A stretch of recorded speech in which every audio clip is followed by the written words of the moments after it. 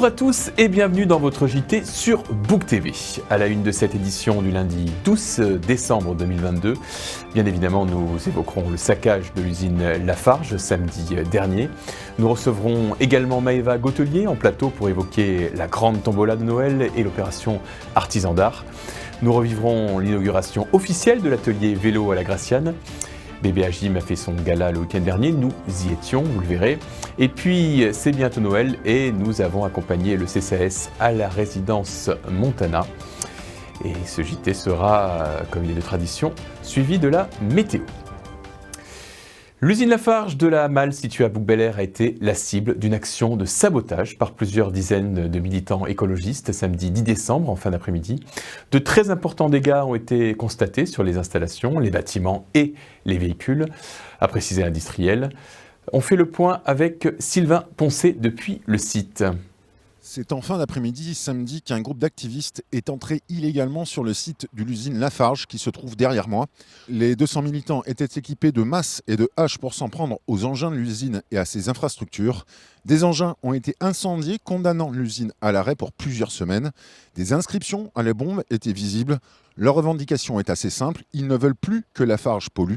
Du côté de la direction de la cimenterie, on dénonce la violence des faits, le choc provoqué sur les salariés qui célébraient la fête de Noël précisément ce jour-là, même s'il n'y a pas eu de blessés. Elle met aussi en avant les nouveaux équipements achetés récemment, notamment un filtre qui a fait baisser la pollution de l'usine. Le parquet d'Aix-en-Provence a décidé d'ouvrir une enquête. De son côté, Richard Mallier, le maire de Bouc-Bel-Air, dénonce des méthodes de terroristes. L'élu qui, depuis 2019, met la pression sur l'industriel pour qu'il réduise ses émissions de pollution, dénonce des actes odieux, assimilables à du terrorisme. L'usine doit respecter les normes environnementales et stopper les nuisances pour les riverains. Je ne vois rien d'environnemental dans cette action qui aurait pu dégénérer en véritable catastrophe irrémédiable, précise l'idylle. Les activistes ont compromis la sécurité du personnel de l'usine et de milliers de riverains. Alors que dénoncent ces activistes ? Nous allons tenter de comprendre avec Claude Calvet, représentant de France Nature Environnement. Bonjour Claude Calvet, quelle est votre réaction suite à ces incidents survenus à Lafarge ? Ma première réaction a été de la stupeur. Parce que les méthodes de Bouc-Bel-Air Environnement comme de France Nature Environnement Bouches-du-Rhône ne vont pas jusqu'aux violences dogmatiques et nous travaillons strictement dans le cadre de la légalité. Mais quel est le fond du problème ? Que dénoncent ces activistes ? Alors il y a un problème à Lafarge, mais nous travaillons encore pour aboutir à d'abord un retour dans les normes de pollution, donc la fin des dérogations, il en reste une, donc le contrôle permanent par une station d'Atmosud, par l'équipement d'un portique pour contrôler la radioactivité des matières entrantes sur le site, nous attendons toujours une étude de santé qui a été promise par un arrêté préfectoral. Et donc ce travail de longue haleine a été assez positif et nous sommes toujours attentifs aux problèmes des citoyens de Bouc-Bel-Air qui sont perturbés et qui étaient surtout perturbés par des dépassements insupportable. Pour être clair, Claude Calvet, cautionnez-vous ces méthodes ?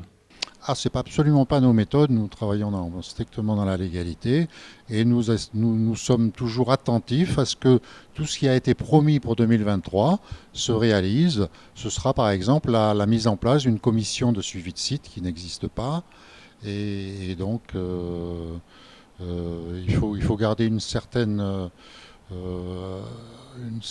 pression pour que tout cela ne se dilue pas dans le temps. Merci Claude Calvet de cet éclairage. Merci Monsieur Parcio. Passons à un sujet plus léger, la tombola des commerçants de Bouc-Bel-Air. Je vous propose de découvrir cet entretien avec Maëva Gautelier, réalisé il y a quelques jours. Voilà, comme promis, je reçois Maëva Gautelier, adjointe au maire, déléguée au commerce, à l'emploi et au développement économique. Bonjour Maëva. Bonjour. Alors, bonne nouvelle, la municipalité a décidé de relancer la fameuse tombola des commerçants. Tout à fait. Donc, pour la 3e année consécutive, se tiendra à Bouc-Bel-Air la tombola des commerçants à l'initiative de la municipalité et de Monsieur le maire. L'objectif étant de créer du lien entre les commerçants et leurs clients bouquins, mais aussi de créer de la solidarité puisque les lots à gagner dans la tombola ont été donnés par les commerçants.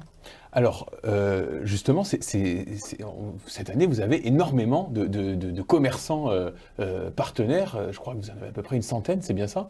Exactement. Pour être précise, il y a 90 commerçants qui sont partenaires cette année pour un montant total de 5 000 € de lots. Ça fait à peu près 110 lots au total et il y aura 12 tirages, donc 12 gagnants à l'issue de cette tombola. Alors, ce qui est formidable, c'est que c'est très simple, finalement pour participer, pardon. Inutile d'acheter un ticket en plus de son achat. Il suffit donc de consommer un minimum de 5 € chez un commerçant partenaire. Oui, alors vous l'avez compris, l'objectif est de consommer local et de continuer d'accompagner toujours plus l'économie de notre territoire.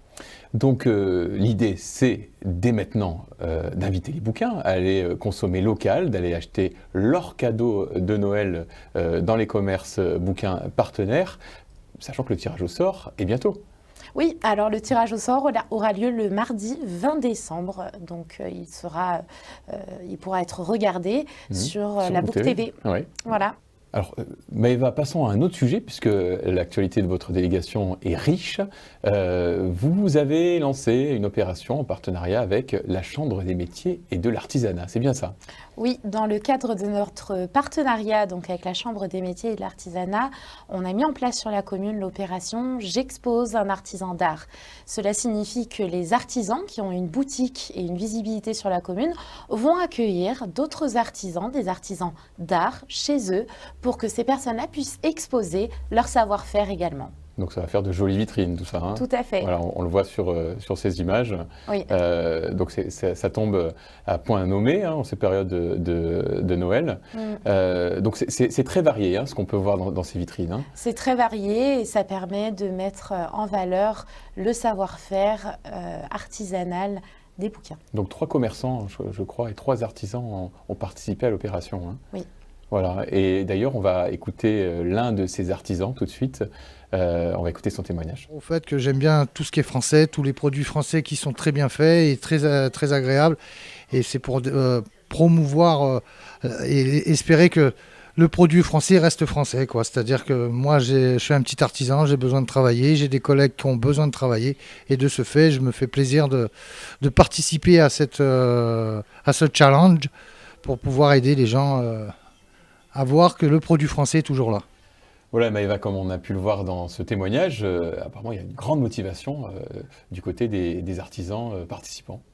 Il y a un véritable engouement sur la commune, c'est vrai, et c'est très agréable de voir des artisans, mais aussi des commerçants autant engagés. Voilà. Une étape de plus pour la Ville Nature vient d'être franchie avec l'inauguration d'un atelier vélo au sein du pôle municipal de la Graciane qui poursuit sa mue en Maison de la Nature. La municipalité, aux côtés de Bouc en Transition et l'association Adava, ont pour objectif d'inciter les bouquins à adopter ce mode de mobilité douce. Reportage.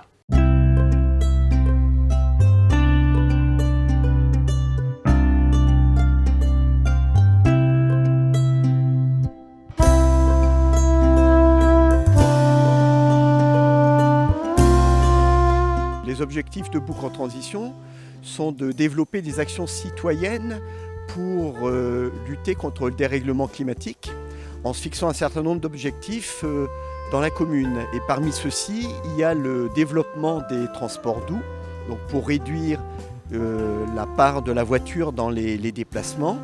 Et donc le développement du vélo est un élément important et capital.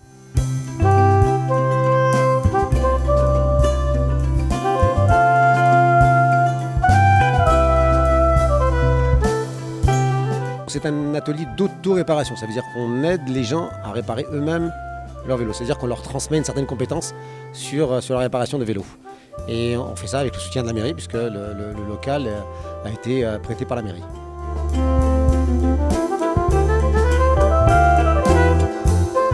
Ça aide la commune dans une volonté.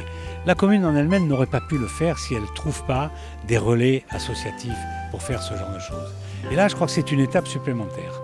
Donc, allons-y. Longue vie à l'atelier.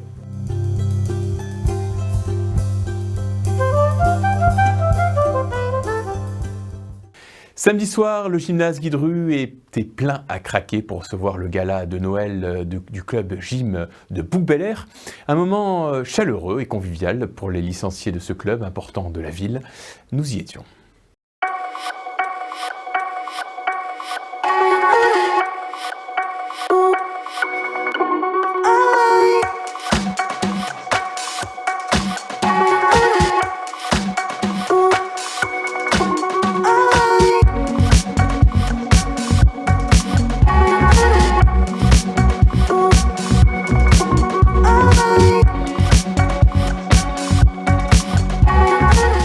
Nous, on fait le gala une fois par an et c'est à Noël parce qu'on a arrêté avec les galas de fin d'année.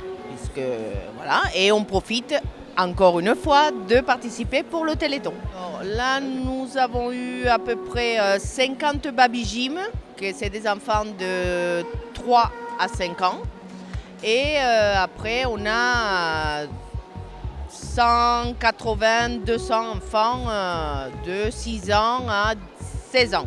Qui font la gym en compétition ou pas. Cette année, vraiment, on revient pas. C'est la première année qu'on a autant d'adhérents à Bouc-Bel-Air Gymnastique, oui, effectivement.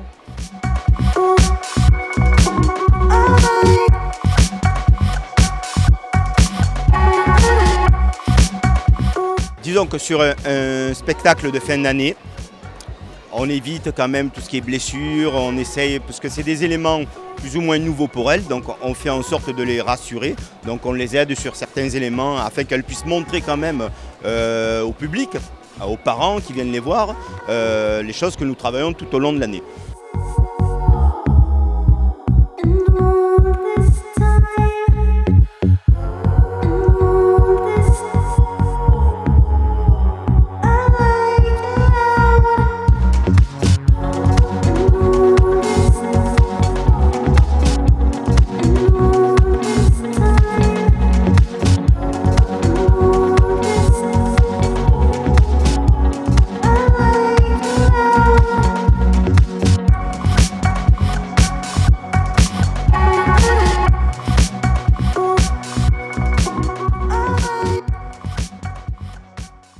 Comme chaque année, à l'approche des fêtes, le CCAS se rapproche de nos aînés pour de petites attentions, des chocolats et des dessins réalisés par les enfants de Bouc-Bel-Air. Première étape à la résidence Montana.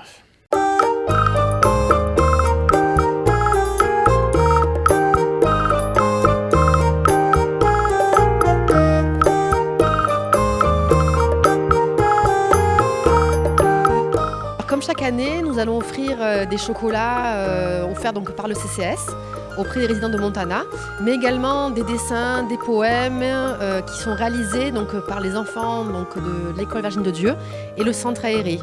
Cette année, on a eu une petite surprise. Ils ont fait des jolis marque-pages pour que les résidents puissent les mettre dans leur petit livre.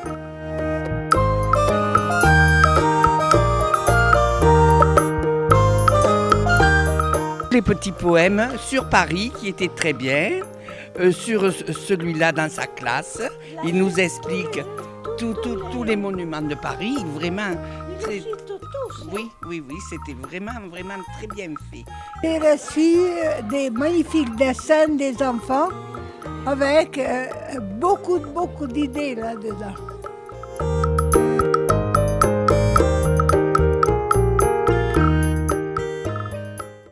La cérémonie commémorative des morts pour la France pendant la guerre d'Algérie et les combats du Maroc et de la Tunisie s'est déroulée le samedi 5 décembre.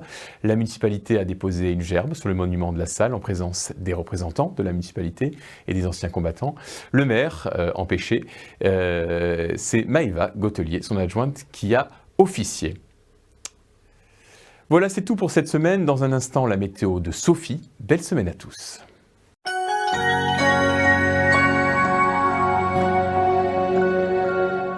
Bonjour à tous. Une vague de froid s'est installée sur Bouc-Bel-Air. Malheureusement, c'est d'époque.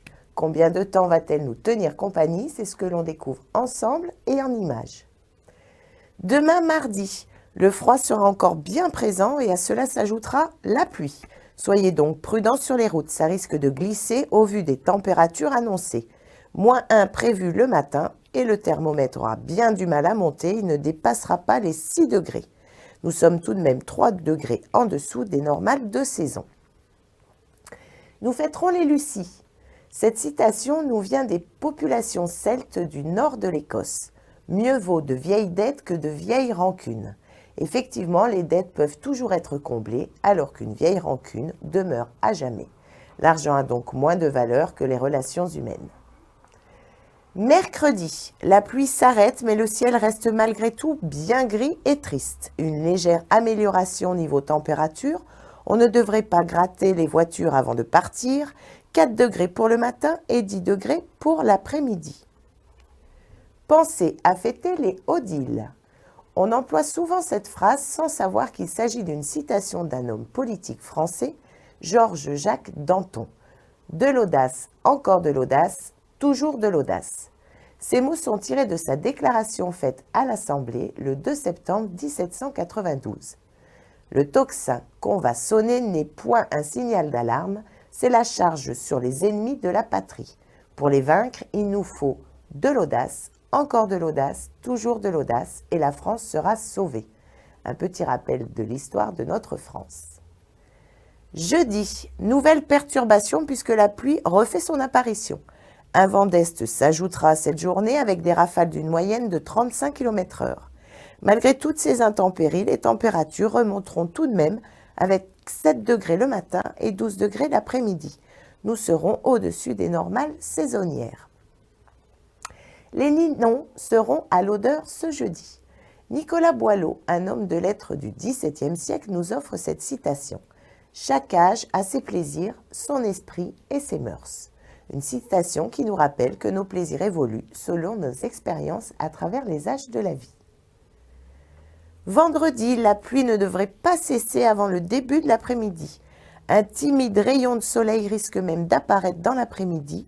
Le vent devrait s'essouffler, mais les températures rebaisseront puisqu'il fera 2 degrés le matin et pas plus de 9 au meilleur de l'après-midi.